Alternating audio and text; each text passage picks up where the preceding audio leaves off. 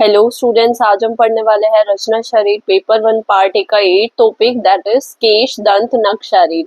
इसमें हम 4 points cover करने वाले हैं। डिस्क्रिप्शन ऑफ पंच भौतिक स्वरूप एंड इट्स अप्लाइड वैल्यू। सबसे पहले हम बेसिक इन्फॉर्मेशन देख लेते हैं। सबसे पहले केश इज उपधातु ऑफ मज्जा। केश मज्जा की उपधातु है। दंत इज उपधातु ऑफ अस्थि। नख इज मल ऑफ अस्थि। ये आपको ध्यान रखना है, कंफ्यूज नहीं होना। दंत उपधातु है अस्थि की और नख मल है अस्थि का। उसके बाद फर्स्ट पॉइंट डिस्क्रिप्शन ऑफ पंचभौतिक स्वरूप। तो केश में जल महाभूत प्रधान होता है, दंत में पृथ्वी और वायु महाभूत, नख में भी पृथ्वी और वायु महाभूत। उसके बाद सेकंड पॉइंट है एक्सप्लेनेशन ऑफ इट्स स्वभाव। तो स्वभाव केश दंत नख का पितृज भाव, मतलब पिता से ये नेक्स्ट प्रोजनी में आते हैं। उसके बाद है हमारा डिस्क्रिप्शन ऑफ प्राकृत एंड विकृत स्वरूप ऑफ केश नख दंत इन कंसर्न डिजीज। तो इसमें दंत के बारे में हमें बताना है।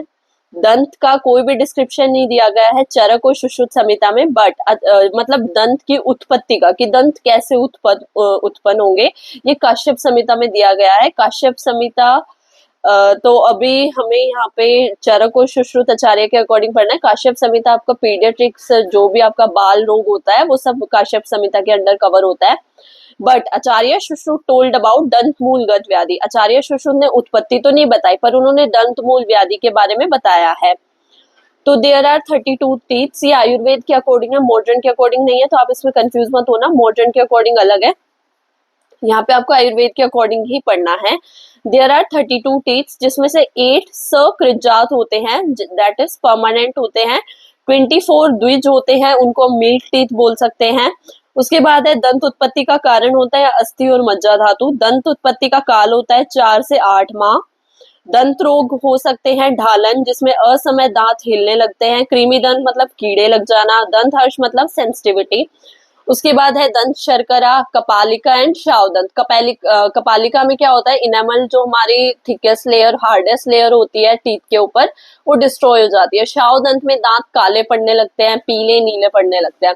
उसके बाद नख के बारे में हम डिस्क्रिप्शन पढ़ेंगे। तो नख हमारे स्थिर होते हैं, वृत्त। अब हमारे नख कैसे होने चाहिए, वृत्त होने चाहिए, ताम्र होने चाहिए, कुर्माकर होने चाहिए। कुर्माकर मतलब कछुए की पीठ की तरह होने चाहिए। और फिर नख रोग का डिस्क्रिप्शन है, कुनक और कुलीन। कुनक और कुलीन क्या होते हैं, चोट लगने से हमारे जो नख हैं वो काले हो जाते हैं, रफ हो जाते हैं। चिप, वेदना, दाह और पाक होने लगता है। फिर है हमारे केश के बारे में। स्वस्थ शरीर में मृदु, अल्प, स्निग्ध काले केश होने चाहिए। केश रोग हो गए खालित्य, दैट इज एलोपेशिया। पालित्य greying of hair, immature greying होने लगना बालों का। एक टाइम आता है जब तो सबके सफेद होते हैं, पर ये इमेच्योर है, तो ये डिजीज कंडीशन हो गई। अरुशिका में फुंसी होने लगेगी बालों में। और है दारुनक।